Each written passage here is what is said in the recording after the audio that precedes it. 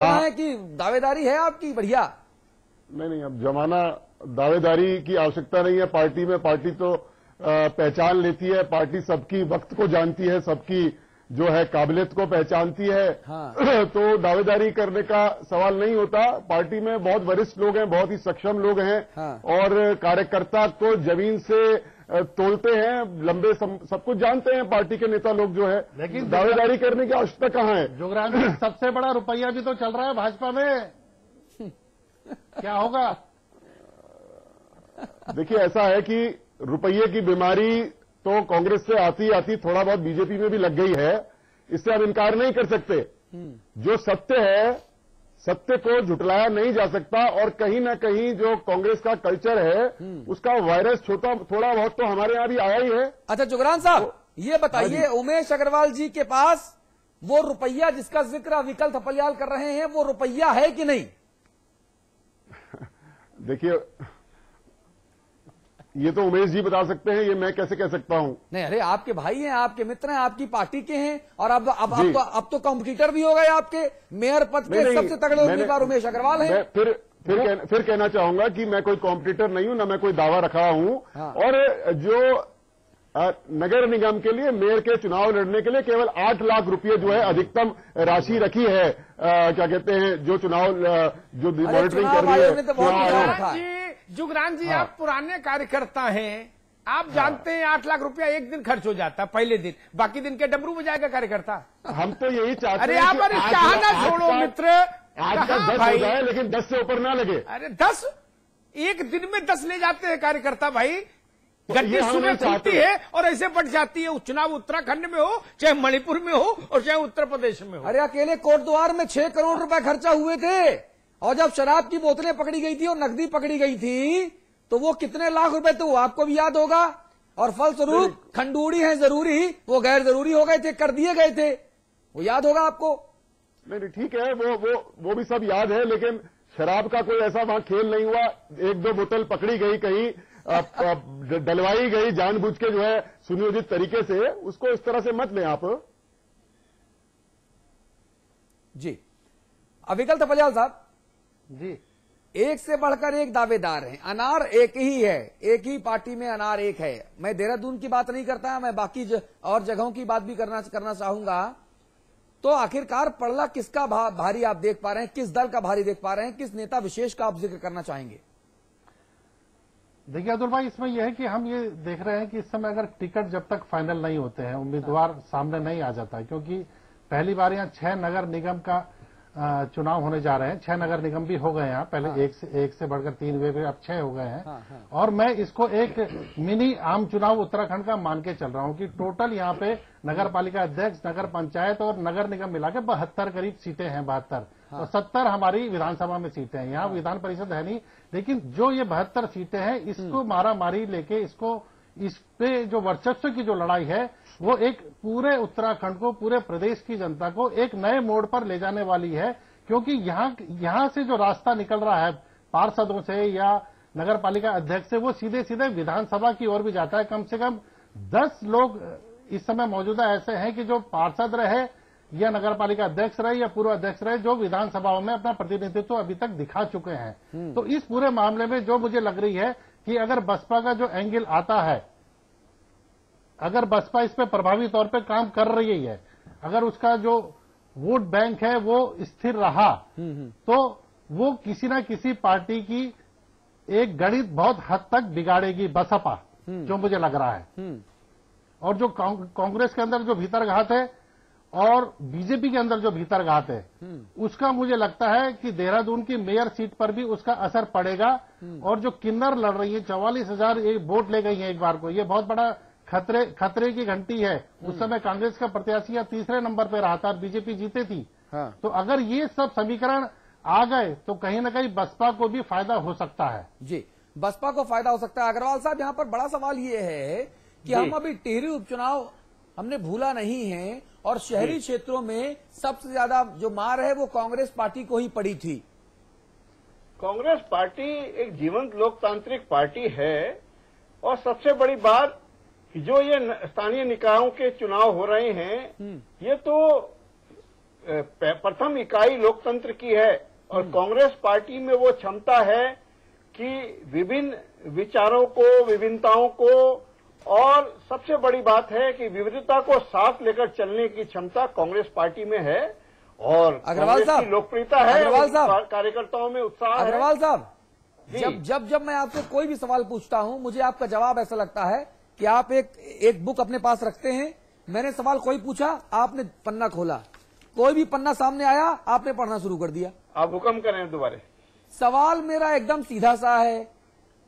हम शहरी क्षेत्रों में कांग्रेस पार्टी की को जो चपत लगी थी उसके बारे में सवाल आपसे कर रहे हैं। आप कांग्रेस पार्टी कितनी लोकप्रिय है, कांग्रेस पार्टी के क्या गुण हैं, नेता कैसे लोगों को एकजुट करके चलते हैं, आप वो बता रहे हैं। वो भी लोकतंत्र की महिमा है, आप वो भी बिल्कुल सही। लोकतंत्र की अरे महिमा है। भाई, कभी लोकतंत्र का सबसे बड़ा फायदा तो अभिव्यक्ति की स्वतंत्रता का है, जो इस वक्त हम उस अधिकार का एंजॉय कर रहे हैं। लेकिन जनता के वक्त का भी हम ख्याल रखें और सवाल जवाब हम सार गर्भित रखें, सवाल जवाब बहुत फोकस्ड रखें, तो जनता को ज्यादा मजा आएगा हमारी आपकी बात सुनने में। मेरा निवेदन ये है आपसे। महिमा है। जबरान साहब, कुछ आप कहना चाहते हैं? किस बारे में? हाँ, नहीं बताए। अतुल भाई, एक सवाल अग्रवाल जी से हो जाए। अतुल भाई, हाँ, एक सवाल अग्रवाल जी से हो जाए, क्योंकि हरीश रावत कैंप के बड़े वफादार माने जाते हैं। हाँ। इनसे हम ये पूछ रहे हैं कि हरीश रावत जी ने अभी तक अपनी सूची क्यों नहीं दी? ये किचकिच क्यों बढ़ रही है? फिर एक वो नया क्यों नहीं पन्ना दी है? खोल लेंगे। फिर अग्रवाल साहब कहेंगे जीवंत लोकतंत्र है। और निश्चित रूप से माननीय हरीश रावत जी और माननीय मुख्यमंत्री जी न्यायाधीश रहे अमिताभ हैं। जी सही समय आने पर उचित मंच पर वो अपनी सूची दे देंगे, अपनी राय बता देंगे। नामांकन के बाद। अच्छा, सही समय कब आएगा? 28 के बाद? 12 तक चुनाव का नामांकन का समय है और उचित समय आने पर दे देंगे। विचार विमर्श से वो कांग्रेस हाईकमान को अपने अवगत करा चुके हैं और मैं समझता हूं प्रदेश कांग्रेस भी उनके अग्रवाल साहब, विचारों से अब छोड़ो अग्रवाल साहब, अब छोड़ो, बहुत कठिन बात नहीं, सरल भाषा में जनता समझती है ना। जी। उचित समय पर ये संस्कृत भाषा हो जाती है। क्या 10 जनपद चुंगी की टिकट भी बांटने लगा? नहीं, मैंने कहा अपनी भावना। नहीं, आपने कहा आला कमान को। मैं वही हुजूर, मैं तो आप ही से पूछ रहा हूँ मैंने मालिक। मात्र इतना कहा भावनाओं से अवगत करा चुके हैं। नहीं। भावनाओं से अवगत करा चुके हैं। अरे भावनाओं को समझो, एक लाफ्टर शो था, उसको देख के मैं बहुत हंसा था। उसमें बार बार पता नहीं राजू था या कौन था, सुनील पॉल था, जो कहता था भावनाओं को समझो, है ना। तो वो ठीक नहीं। आपने कहा कि मैं तो हैरान हूं, अगर चुंगी की टिकट के लिए भी आला कमान बीच में खड़ा होगा तो स्थानीय नेतृत्व क्या तय करेगा? स्थानीय नेतृत्व क्या तय करेगा? अमिताभ जी, मैंने मात्र इतना निवेदन किया, अपनी भावनाओं से अवगत करा चुके हैं। जहां तक प्रदेश कांग्रेस की बात है तो हमारे प्रदेश कांग्रेस के जो अध्यक्ष जी हैं वो सभी कार्यकर्ताओं की विश्वास के प्रतीक हैं, उनके भरोसे के प्रतीक हैं। चलिए ठीक है। लेकिन कोई मान ही नहीं रहा उनको तो ऐसा। हमको तो जितने नेता टकराते हैं वो सब अपनी अपनी ढपली, अपना अपना राग सुना रहे हैं। नहीं, हम अध्यक्ष जो होता है पार्टी का वो सभी कार्यकर्ताओं की भावनाओं का प्रतीक होता है, उनके विश्वास का प्रतीक होता है। अच्छा अग्रवाल जी, ये अच्छी बात है, ये सैद्धांतिक तौर पर अच्छी बात है। नहीं, इन्होंने कोई नया पन्ना खोला, अच्छी बात है। कोई नया पन्ना खोला उस बुकलेट का, जो बुकलेट इनके पास है वो नया पन्ना खोला है। अरे अविकल भाई जितने चाहे सवाल पूछ लीजिए, ये पन्ने खोलते जाएंगे। बहुत छोटा सवाल है कि पूछिए, आरएस जी ने जो अभी सांसदों की बैठक बुलाई थी उसमें सांसद क्यों नहीं आए? आरएस जी ने बुलाई थी इसी चुनाव के लिए सांसदों की बैठक, उसमें नहीं आए अग्रवाल जी। सांसद सभी पहुंचे हैं। जहां तक नहीं माननीय हरीश रावत जी की बात है, हरीश रावत जी महामहिम राष्ट्रपति जी के कार्यक्रम में व्यस्त थे। हरीश रावत जी नहीं आए। उन्होंने माननीय अध्यक्ष जी को ये पत्र अलग से लिखा है और उसमें ये बताया है कि वो महामहिम राष्ट्रपति जी के कार्यक्रम में रहेंगे 9 और 10 तारीख 8 और 9 को। वो आजकल बहुत पत्र लिख रहे हैं। पहले भजन कीर्तन वाले पत्र लिखे थे उन्होंने टिहरी चुनाव से ठीक पहले, तो भजन कीर्तन हो गया कांग्रेस तो का। अपने पार्टी नेताओं को अपने विचारों से अवगत कराने में कहाँ बुराई है? ठीक है। मुझको नहीं लगता कोई बुराई है अपने अग्रवाल साहब, अरे अग्रवाल साहब, भाई आप तो तेजी से स्केटिंग करने लगते हैं बर्फ पे। जुगरान साहब की पार्टी और आपकी पार्टी दोनों में कितना जीवंत, जरूरत से ज्यादा लोकतंत्र जीवंत हो गया। उसका उदाहरण दे दूं, यशपाल आर्या बैठक बुलाते हैं, आदमी नॉन सीरियस मूड में ले जाता बैठक, वो कहता बुलाने दो, फुर्सत होगी तो जाऊंगा, नहीं तो नहीं, क्या कर लेंगे। Ajay Bhatt leader of opposition बनते हैं, दिल्ली बना तो देती है, वो बेचारे पहली बैठक बुलाते हैं, 12 विधायक देहरादून में एक जगह बैठ के पकौड़े खाते रहते हैं, बैठक में नहीं जाते हैं। बताइए, तो बेचारे सब जगह शिकायत करते घूमे, बाद में अजय भट्ट कि बताइए हमारी अथॉरिटी नहीं मान रहा। अब इतना लोकतंत्र हो गया दोनों बड़ी पार्टियों में कि उस लोकतंत्र को ओढ़ा जाए कि बिछाया जाए, ये नहीं समझ में आ रहा जनता के। जी अमिताभ जी, संपादकीय टिप्पणी आपकी हो उसके पहले मैं 2 लाइनें अग्रवाल साहब खास तौर पे आपके लिए बताना चाहूंगा, चूंकि एक प्रबुद्ध दर्शक ने ये फेसबुक अकाउंट पे ये टिप्पणी की है। उन्होंने खास तौर पे कहा है कि मैं आपके लिए पढ़ूं। उन्होंने कहा है कि जुबां पर फूल होते हैं, ज़हन में खार होते हैं। जुबां पर फूल होते हैं, ज़हन में खार होते हैं, कहां दिल खोलने को लोग अब तैयार होते हैं। बहुत सही। आप अग्रवाल साहब मैं नहीं कह रहा, दर्शक कह रहा है। जहर है ना, वो भी फूल बन जाएगा। अमिताभ जी संपादकीय टिप्पणी। देखिए, विषय इतना नाजुक है कि पार्टी के प्रवक्ताओं के लिए कुछ बोलने के लिए इसमें बचता नहीं। हाँ, बोले इधर कुआं उधर खाई, तो मौन सबसे अच्छा। या ऐसा बोल दो कि सब लोग सद्भाव करें, धर्म की जय हो, अधर्म का नाश हो, प्राणियों में सद्भाव हो, फिर ऐसे मंत्र बोल दो तो कम से कम जान तो छूटे। यहां से उठ के जाओ तो फोन बजने लगे, बोले भाई क्या क्या बोल देते हो, कल से नहीं जाना है, और कुछ और बोले तो जनता नाराज। इससे अच्छा अग्रवाल साहब की वो कि भाई एक श्री गुरु चरण सरोज रज जैसी एक हनुमान चालीसा लाइए साहब, और चाहे जो दोहा पढ़ दीजिए, बोले ठीक है चलो गंगा नहाए, आज का कलेश कटा, फिर देखेंगे। लेकिन मूल बात ये नहीं है। मूल बात यह है कि स्थानीय निकाय लोकतंत्र की सबसे निचली इकाई है, जैसा अभी सुरेंद्र भाई कह रहे थे। इसमें भी अगर राजनीतिक दलों का सर्वोच्च नेतृत्व दखल देने लगे, आला कमान, सुपर आला कमान, कौन कौन कमान, तो सवाल उठता है कि जो जिले का अध्यक्ष है, शहर का अध्यक्ष है, प्रदेश के अध्यक्ष है, संगठन के कार्यकर्ता है, वो लोग क्या करेंगे? वो कुरियर बॉय हो गए केवल? ये लोकतंत्र का क्षरण है। राहुल जी कहते हैं ऊपर से नीचे से ऊपर जाए चीजें, और प्रैक्टिकल उसका उल्टा होता है, ऊपर से नीचे आती है कि वार्ड नंबर 46 में रामलाल की जगह श्यामलाल लड़ेंगे। अब ये तय दिल्ली करेगी क्या, चाहे जुगरान साहब की पार्टी हो और चाहे अग्रवाल साहब की पार्टी हो। ये लोकतंत्र का क्षरण है। ठीक बात है। वहां के लोग जो लाठी डंडा खाते हैं, धरना प्रदर्शन करते हैं, उनको कुछ हक हकूक तो दीजिए।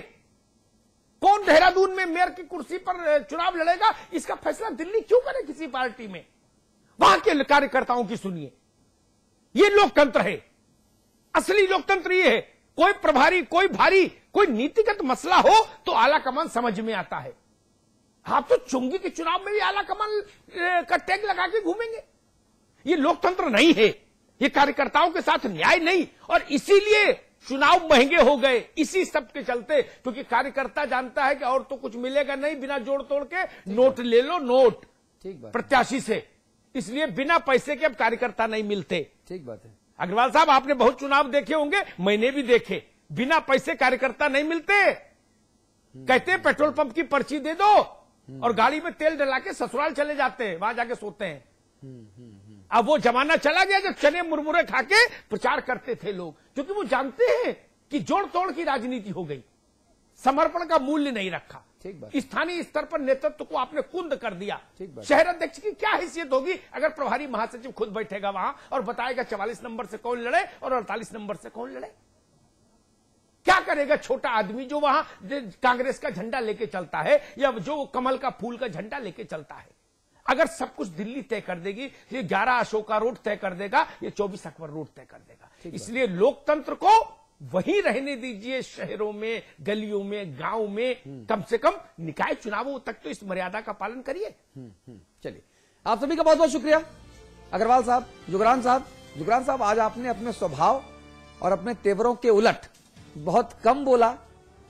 मुझे पता नहीं क्यों, अगली बार जब कभी किसी और मुद्दे पर आपने मुझे अवसर नहीं दिया। मैं मुझे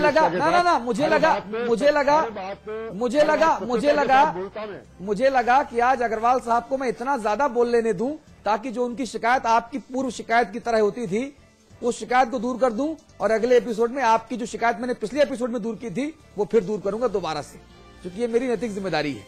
अविकल भाई बहुत शुक्रिया आपका, अमिताभ अग्निहोत्री बहुत शुक्रिया आपका।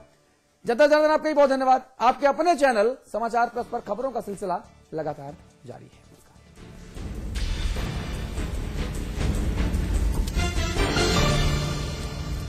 भूमि ग्रुप पेश करते हैं Vrinda elegance, an integrated colony at Vrindavan. भगवान श्री कृष्ण